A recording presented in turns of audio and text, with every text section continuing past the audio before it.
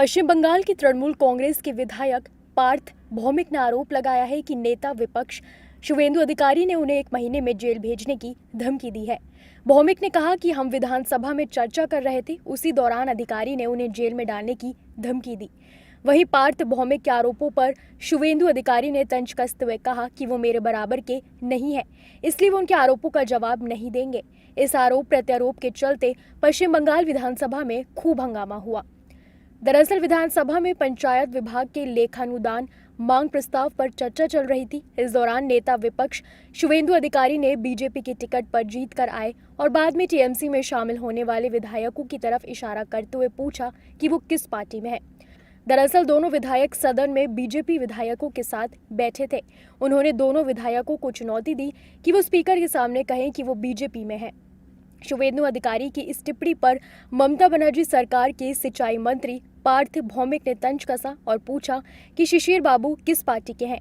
बता दें, शुवेंदु अधिकारी पहले टीएमसी नेता थे, फिर वो बीजेपी में शामिल हो गए। तब से लगातार शुवेंदु को लेकर टीएमसी हमलावर रहती है, तो वहीं शुवेंदु भी ममता सरकार पर तंज कसते रहते हैं।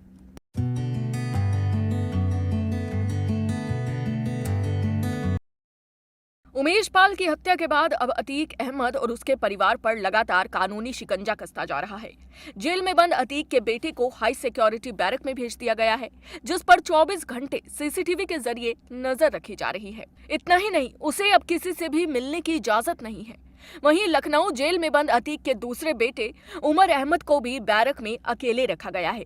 उस पर भी 24 घंटे सीसीटीवी के जरिए निगरानी रखी जा रही है और किसी से भी मिलने की इजाजत नहीं है। बरेली जेल में बंद रक्षकों की मदद से अशरफ की हो रही गैर कानूनी मुलाकात के बाद अतीक के कुनबे को सीसीटीवी की निगरानी में हाई सिक्योरिटी बैरक में रखा गया। बरेली जेल में बंद अशरफ को हाई सिक्योरिटी बैरक में भेज दिया गया है, जहां उसे अकेला रखा गया है। इतना ही नहीं, अशरफ की किसी से मुलाकात पर भी पूरी तरह से पाबंदी लगाई गई है। उस पर सीसीटीवी के जरिए 24 घंटे नजर रखी जा रही है। आपको बता दें, प्रयागराज के धूमलगंज इलाके में गोली मारकर उमेश पाल की हत्या कर दी गई थी। इस हत्या को 2 हफ्ते बीत चुके हैं और अब तक इस घटना में शामिल 2 अपराधियों को पुलिस ने एनकाउंटर में मार गिराया है। उमेश पाल मर्डर केस में पुलिस अब बड़े एक्शन की तैयारी में लगी हुई है। दरअसल पुलिस और एसटीएफ की टीम के हाथ अतीक अहमद की पत्नी का एक सीसीटीवी फुटेज लगा। इस फुटेज में शाइस्ता परवीन उमेश पाल के शूटर के साथ दिख रही हैं। आपको बता दें कि ये वीडियो शूट आउट से 5 दिन पहले का बताया जा रहा है।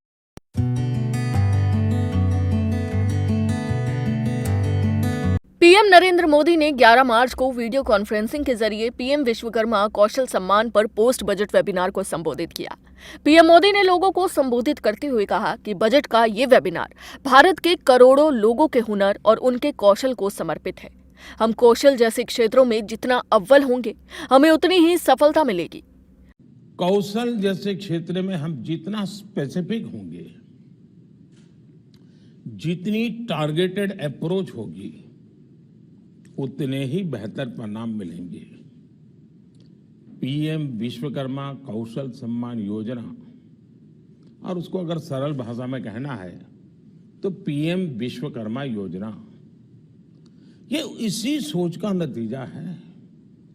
उन्होंने आगे कहा कि शहरों में अलग अलग कारीगर हैं जो अपने कौशल से औजार का उपयोग कर अपना जीवन यापन करते हैं। पीएम विश्वकर्मा का फोकस ऐसे एक बिखरे हुए समुदाय की तरफ है कि आजादी के बाद भी हमारे कारीगरों को सरकार से एक जो इंटरवेंशन की आवश्यकता थी, बहुत ही सुघड़ तरीके से इंटरवेंशन की आवश्यकता थी, जहां जरूरत पड़े मदद की आवश्यकता थी, वो नहीं मिल पाई। नतीजा ये हुआ कि आज अधिकांश लोग इस अनऑर्गेनाइज सेक्टर से सिर्फ अपना जीवन यापन करने के लिए कुछ जुगाड़ करके गुजारा कर लेते हैं। कई लोग अपना पुश्तैनी और पारंपरिक व्यवसाय छोड़ रहे हैं। उनके पास आज की आवश्यकताओं के अनुसार ढलने के लिए सामर्थ्य कम पड़ रहा है। हम इस वर्ग को ऐसे ही अपने हाल पर नहीं छोड़ सकते। ये इवेंट 12 पोस्ट बजट वेबिनार की सीरीज का एक हिस्सा है। वेबिनार की इस सीरीज में केंद्र सरकार बजट 2023-24 में की गई अनाउंसमेंट पर विचारों और सुझावों को इकट्ठा कर रही है, ताकि उन सभी घोषणाओं पर सही दिशा में काम किया जा सके।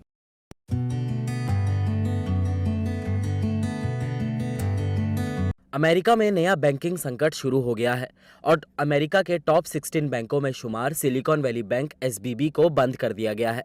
स्टार्टअप को कर्ज देने के लिए मशहूर एसबीबी फाइनेंशियल ग्रुप के संकट ने पूरी दुनिया के शेयर बाजारों में हलचल मचा दी है और बैंकिंग सेक्टर के शेयरों में गिरावट आ गई है। बैंक के एक अधिकारी ने बयान जारी करते बताया कि संघीय जमाकर्ता बीमा निगम को इस बैंक एफडीआईसी नियुक्त किया गया है और बैंक के रिसीवर्स 210 अरब डॉलर की संपत्तियों को बेचा जाएगा। एफडीआईसी से बीमित एसबीबी इस साल डूबने वाला पहला बैंक है। इससे पहले एफडीआईसी से बीमित आखिरी बैंक अक्टूबर 2020 में डूबा था और अल्मेना स्टेट बैंक को ताला लगा दिया गया था।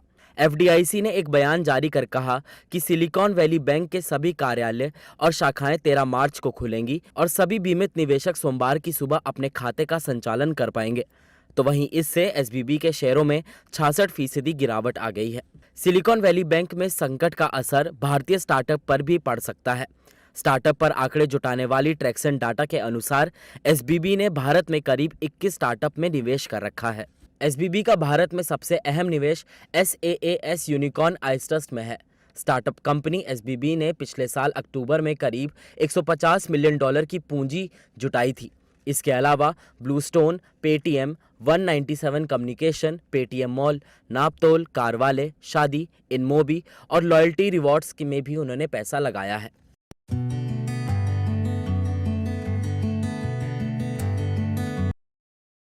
राजधानी दिल्ली के सबसे सुरक्षित तिहाड़ जेल में बंद एक कैदी के पास 23 सर्जिकल ब्लेड मिले हैं। इसके अलावा उसके पास से मादक पदार्थ और सिम कार्ड समेत स्मार्टफोन भी बरामद हुए हैं। इस बरामदी के बाद तिहाड़ जेल में अन्य कैदियों की सुरक्षा पर सवाल उठने लगे हैं। सबसे बड़ा सवाल तो ये है कि जेल के अंदर इतनी तगड़ी सुरक्षा के बावजूद इतने खतरनाक आइटम जेल के अंदर कैसे आ गए हैं। फिर मामला संज्ञान में आने के बाद जेल अधिकारियों ने जांच की है। जेल प्रबंधक के मुताबिक 9 मार्च की सुबह गिनती के दौरान कुछ कैदियों की हरकतें संदिग्ध दिखी थी। संदेह पैदा होने पर जेल प्रबंधन ने इन कैदियों की जांच कराई। इस दौरान एक कैदी के पास से 23 सर्जिकल ब्लेड, मादक पदार्थ, स्मार्टफोन और एक सिम कार्ड बरामद किया गया। इस बरामदगी के बाद जेल प्रबंधन ने आरोपी कैदी के खिलाफ पुलिस में एक नया केस दर्ज कराया है। पुलिस आरोपी से पूछताछ कर रही है।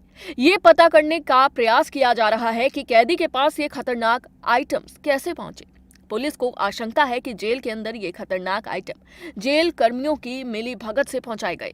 दरअसल जेल से पेशी पर आते जाते समय कैदियों की सघन तलाशी होती है। इसके अलावा मिलाई के वक्त भी कोई व्यक्ति बंदी से मिलने आता है तो उसकी भी तलाशी होती है। इस दौरान कुछ भी संदिग्ध पाए जाने पर जेल कर्मी गेट पर ही उसे निकलवा देते हैं। यहाँ तक कि बाहर पका हुआ सामान या कोई अन्य सामान तक अंदर जाने नहीं दिया जाता। ऐसे में बिना जेल कर्मियों के मिलीभगत के ये आइटम जेल के अंदर पहुंच ही नहीं सकती। पुलिस को आशंका है कि कैदी किसी बड़ी वारदात को अंजाम देने की फिराक में था। पुलिस कैदी को हिरासत में लेकर उससे पूछताछ कर रही है। –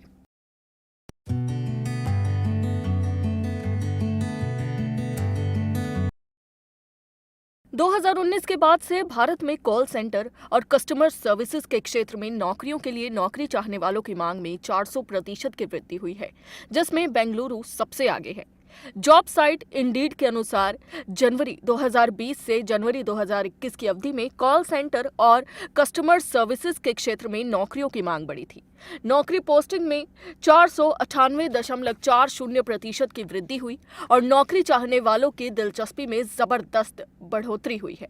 इंडीड इंडिया के सेल्स हेड शशि कुमार ने कहा कि पिछले 5 सालों में कॉल सेंटर और कस्टमर सपोर्ट जॉब्स में समग्र वृद्धि ये संकेत देती है कि व्यवसाय ग्राहक अनुभव में सुधार के बढ़ते महत्व को पहचान रहे हैं।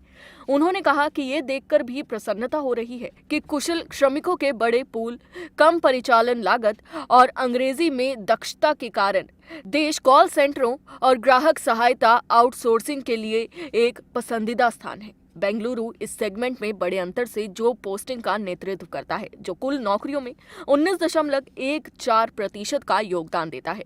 इसके बाद दिल्ली, मुंबई, चेन्नई और हैदराबाद का स्थान है। इसके अलावा रिपोर्टिंग में कहा गया कि इस समय सीमा के दौरान काम के एक प्रमुख मॉडल के रूप में वर्क फ्रॉम होम के उभरने के कारण गिग वर्क भी बढ़ गया। हालांकि पिछले एक साल में नौकरी की पोस्टिंग और नौकरी चाहने वालों की दिलचस्पी दोनों में मामूली गिरावट आई है, क्योंकि अर्थव्यवस्था में सुधार हुआ है और ऑनलाइन साइट नौकरियां फिर से शुरू हो गई हैं।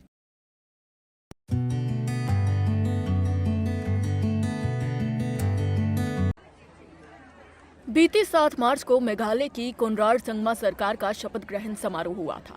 अब सरकार में विभागों का बंटवारा भी हो गया है। खबर के अनुसार मुख्यमंत्री कोनराड संगमा के पास वित्त, वन और पर्यावरण और गृह विभाग जैसे 10 से ज्यादा विभागों की जिम्मेदारी रहेगी। वहीं उप मुख्यमंत्री पोस्टोन टिंगसोन के पास गृह विभाग, पब्लिक वर्क्स विभाग की जिम्मेदारी होगी। दूसरे उप मुख्यमंत्री एस धर कॉमर्स और इंडस्ट्रीज विभाग की कमान संभालेंगे। मेघालय सरकार के कैबिनेट मंत्री अलेक्जेंडर हैक को पशुपालन विभाग, मत्स्य पालन, प्रकाशन और सचिव प्रबंधन विभाग सौंपे गए हैं। कैबिनेट मंत्री माजेल एम्प्रिन को कृषि विभाग, स्वास्थ्य और परिवार कल्याण, जनसंपर्क विभाग और कानून विभाग का कार्यभार सौंपा गया है। कैबिनेट मंत्री पॉल लिंगडो को कला और संस्कृति, सामाजिक कल्याण विभाग, टेक्सटाइल और पर्यटन विभाग की जिम्मेदारी दी गई है। कैबिनेट मंत्री अबू ताहिर मंडल को ऊर्जा विभाग, किरमेन शाइला को गृह विभाग, राजस्व विभाग सौंपा गया है। मार्क्यूज एन मराक को आवास विभाग, सार्वजनिक स्वास्थ्य, इंजीनियरिंग विभाग और जल संरक्षण की जिम्मेदारी दी गई है। कैबिनेट मंत्री रक्काम ए संगमा को सीमा क्षेत्र विकास, शिक्षा विभाग और शाक्लायर वर्जरी को श्रम विभाग, खेल और युवा मामलों के विभाग की जिम्मेदारी दी गई है। आपको बता दें कि मेघालय में एनपीपी की सरकार को बीजेपी के 2 विधायकों समेत कुल 45 विधायकों का समर्थन हासिल है। 27 फरवरी को हुए मेघालय चुनाव में कोनराड संगमा के नेतृत्व वाली एनपीपी को 26 सीटें मिली और ये सबसे बड़ी पार्टी बनकर उभरी।